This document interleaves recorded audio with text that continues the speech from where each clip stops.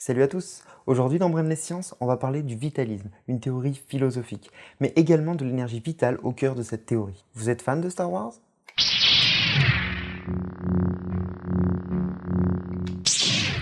Cette théorie est faite pour vous.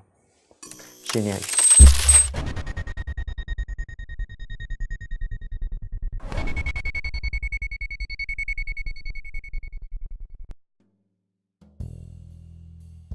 Le vitalisme est une théorie scientifique qui remonte à l'Antiquité. Elle émet l'hypothèse que chaque être vivant dans l'univers est animé par une force vitale indépendante des lois physico-chimiques, c'est les lois qui régissent notre corps physique, et de l'âme qui compose notre corps spirituel, plus simplement notre conscience. Selon les cultures et au fil du temps, l'énergie vitale a été nommée de façon différente. Par exemple, en Inde, elle est appelée prana. Les Chinois l'appellent ki ou chi, les Japonais l'appellent également le ki. Cette énergie dite universelle est à la base de nombreuses pratiques thérapeutiques et spirituelles ancestrales. Dans la médecine traditionnelle chinoise, elle est par exemple le fluide qui circule dans les méridiens d'acupuncture. Dans la culture indienne, elle est l'éther qui anime les chakras.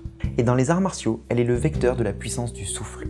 Selon le vitalisme, cette énergie vitale serait à l'origine de la croissance des êtres vivants, car c'est cette énergie qui permettrait aux cellules de se multiplier et à notre corps de guérir. La disparition de cette force vitale entraînerait techniquement notre mort physique. On va s'éloigner légèrement du vitalisme pour se focaliser sur cette force vitale qui nous anime. On pourrait par exemple accélérer le processus d'auto-guérison naturelle du corps. Mais ce n'est pas tout. Et c'est là que le schéma Star Wars, déjà bien présent dans cette théorie, développe des similitudes plutôt incroyables.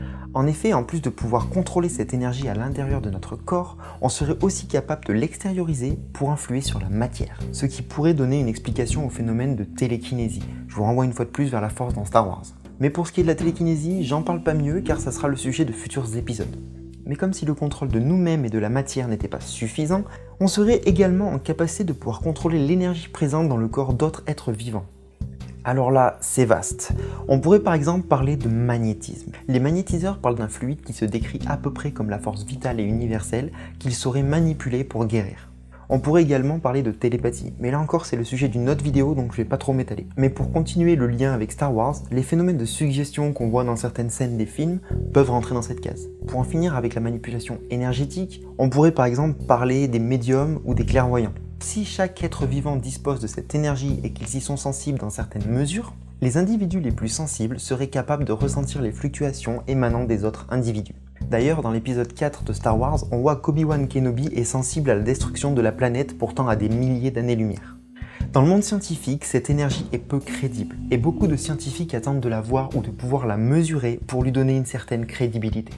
Bien que des expériences aient été effectuées depuis de nombreuses années, aucune n'a réellement été approuvée comme apportant des preuves de l'existence de cette énergie. Voilà, j'ai tenu à parler de cette théorie car George Lucas dans ses films fait une description à peu près similaire de la force. D'ailleurs, je pense qu'il s'en est fortement inspiré.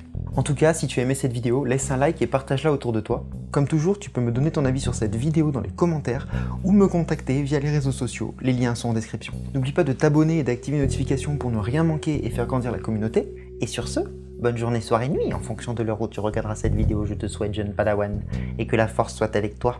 J'ai envie d'égommer le côté obscur à moi tout seul, avec ce tout nouveau sabre laser.